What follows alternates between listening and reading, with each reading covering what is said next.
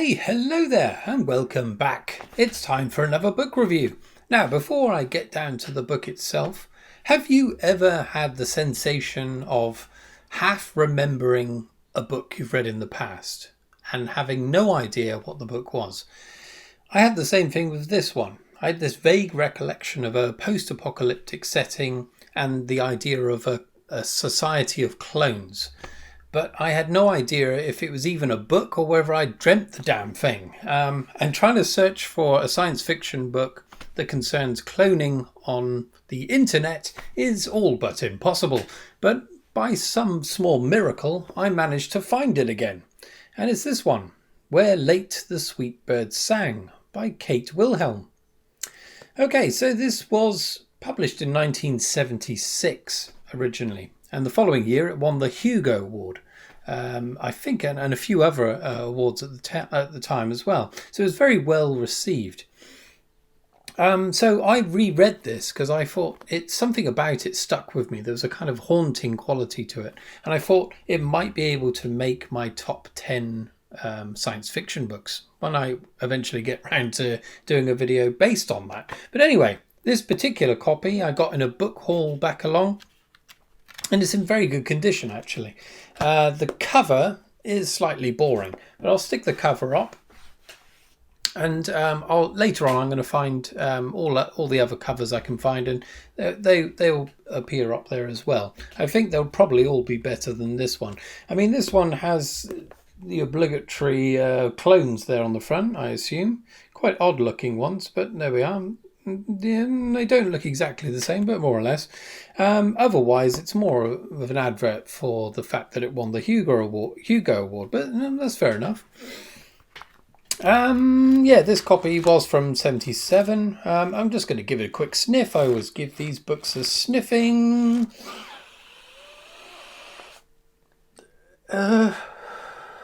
Okay, yeah. It smells like it did before. Wet cardboard. You know, it kind of a slightly sicky smell to it. Not that pleasant, really, but it's what it is. Okay, so I'm going to do try to do a synopsis of this as vaguely as I can without giving away too much. The book is split into 3 parts. The first part focuses mainly on a chap called David, who's a scientist. Now, where we meet the story at the beginning, the whole of the world is on the cusp of change. So I think there's been some nuclear wars, perhaps. There's a lot of radiation in the atmosphere, and it's directly affecting fertility rates in humans and across the animal kingdom, actually. And this is a major problem.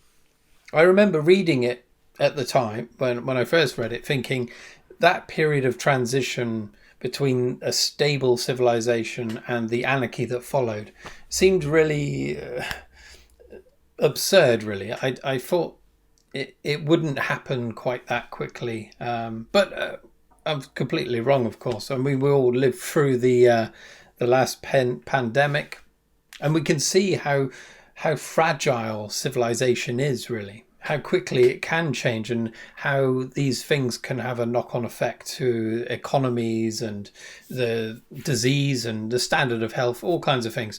But this one had the added problem of fertility. So this chap David goes around buying up very high-tech equipment from various universities to try to perfect the human cloning, basically. I mean, it hasn't been done successfully up to this point. So this is a fairly desperate attempt to preserve humanity. And it's done so in this remote valley somewhere. I can't remember exactly where it is, what part of America it is. This is in Central America, North America. And they build a hospital and a laboratory within a cave. I presume for safety, because later on they are attacked occasionally by marauding people that are starving, basically. All hell's broken loose in the world outside of their little enclave.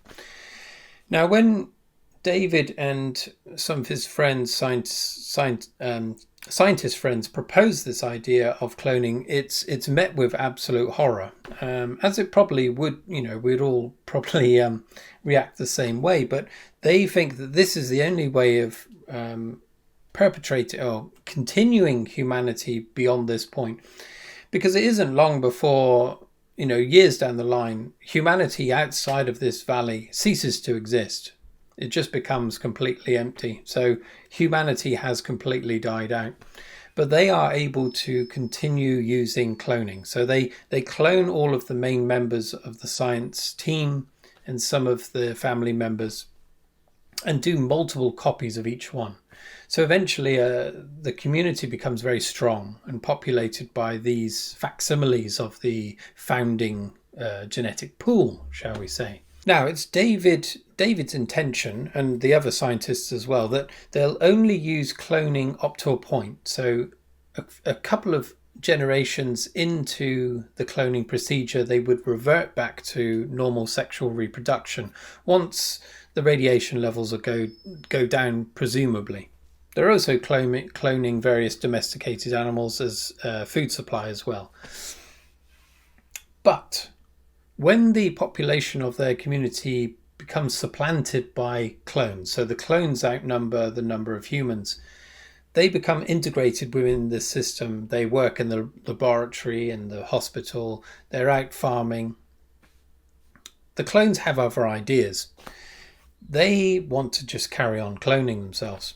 They don't have any intention or any interest in sexual reproduction because they want to control who they are, or preserve the genetic information that they carry. They don't want it to be sullied, or the uncertainty that would arise from mixing in the random way that sexual reproduction would allow.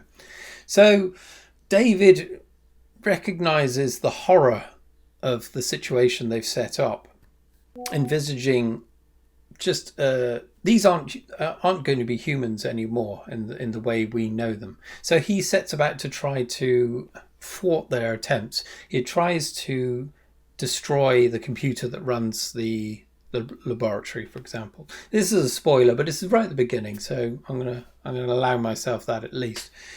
The clones stop him, and they don't kill him for what he's done. They respect him as a founding father of their community, but they banish him from the valley, all but sentencing him to death, because there's nothing beyond this valley. He's going to die. That's the first section of the book. Now, I'm only going to very vaguely outline the next two phases because I don't want to give anything too much away. The second phase of this concerns one of the clones specifically. Now, they've recognized the fact that they're going to need resources that they no longer they're running out of, basically. So the way they clone themselves using these artificial wombs, they require certain chemicals, and so they propose going out beyond their valley into the wider world to kind of ransack cities for anything that they might be able to find. So they propose these expeditions. Now, in so doing, they discover something important about the clones, in that they don't do very well outside in the outside world. They always need to be around each other. They do not like being alone. Individuality, they shun individuality. It's all about the group experience. And so each of these clones, so the ones that are all cloned from David, for example, they all have different names, but they all look identical to David. And their personality is shared within that group or that cluster of clones. So there might be anywhere between 4 of them to 10, and they all live together. They sleep in the same dormitories, and they actually have sex with each other. So I suppose it's like mutual masturbation, I suppose. I mean, if you're all the same, if you're identical, perhaps. I mean, this doesn't apply to identical twins, I'm sure, but they do stuff to each other. So sex is reduced to something of a it's just something fun to do on the side. They have no intention of reproducing. But you take one of those Davids and stick them outside of the group, they start to suffer mental problems. Anyway, this is what happens to one of these clones. And she's called Molly. And she starts reverting back to her human ways, or the idea of individuality. She becomes an artist, for example. Anyway, that's that middle section. The last section concerns her son, because she has sexual congress with one of the other clones, sympathetic to her ideas marginally, and this child grows up to be, in effect, more human than any of the other clones. I mean, he's been formed through sexual reproduction, so he isn't a clone, but the offspring of two clones. If you get my meaning. Sorry, this is getting a bit complicated. Anyway, so it's all about, then the last part is about this chap, he's called Mark, his association with the clones. And the whole thing really is about expressing what it is to be human, and what the humanity that the clones lack. In all appearances, they're human, but the creativity and individuality of humanity is kind of slowly stripped away from these clones. So there's the suggestion that they're not going to be able to survive for much longer doing what they're so single-minded. They're kind of thinking in a kind of hive way, I suppose. But anyway, that's a kind of some bare bones towards the end there. What plays out is really actually quite interesting, but also very bleak. Another thing I quite liked, and kind of gave not so much there's a haunting atmosphere to the whole thing, but also kind of creepy as well. The idea that these sets of clones get together and they have these kind of strange ritual parties where they pair up with other groups of clones, to go and have sex, basically. And they wear these kind of coloured ribbons in their hair, and they exchange coloured ribbon bracelets and then pair off in different groups. I thought that was really odd. I mean, there's no love there. It's purely based on attraction, perhaps. That's about it. And then they go off and, do whatever they do, and take out these mats specifically for cavorting about on the floor in various sexual ways. That was really creepy. And I guess that's one of the direct, the distance between what the clones consider to be love, perhaps nothing to do with love, it's just the sexual act, and the human side of, ideally, love being intrinsically linked to the sexual act, perhaps. But yes, some really interesting ideas being explored in this book, and all set to this backdrop of this post-apocalyptic setting. When they go to visit these ruined cities, they are completely empty. So I think the first one they go to, is Philadelphia. I might be wrong. And it's just completely, as you can imagine. I mean, we all have this imagery in our heads from countless films and video games. It looks like that, but completely empty. I mean, the only thing they find are like skeletons that are long since gone. So the rest of the world is, as far as they know, completely barren. So, I don't know, it's such a brooding atmosphere of just emptiness and desolation. Some of the other cities they encounter have been heavily irradiated to the point where you wouldn't want to go anywhere near them, basically. So yeah, there's that bleak emptiness, but also the fact there's no animal life. So, of course, the title, Where Late the Sweet Bird Sang, there's no bird song anymore. There's utter silence. The only sound is the sound of waves, perhaps, or the sound of the wind through the trees.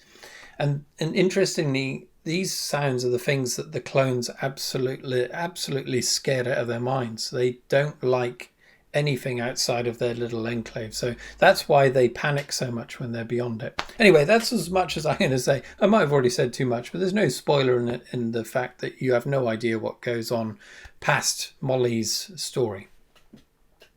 So when it comes to the rating, now I've quibbled between 4 and 5 on this one, but I am going to give it a 5. So there we are, 5 stars out of 5. Most deservedly so. There's a reason why this book stayed with me, despite the fact that I forgot what the book was called and who it was written by. There's something there that lasts with you. It stays with you, and it reminds you how important humanity is as it currently is. I mean, we're also facing this existential threat of AI. It's a similar thing, really. I mean, it's putting at risk everything that's intrinsic to us as humans in terms of creativity and individuality. And this book really sums up those ideas really nicely using these clones. So yeah, highly recommended. Highly recommended. Will it make my top 10? We'll have to wait and see. But anyway, yeah, I'm going to leave it there. What I'm thinking of doing is I'm asking you what I'm going to read next. So what I'll do is a poll, I think. So look out for that. That will be maybe today. So just pick the book you want me to read, and whichever one gets the most votes, I will read it next. It's going to be a vintage science fiction book. But anyway, I'll leave it there. Thanks very much for watching if you have, and I'll see you next time. Cheerio!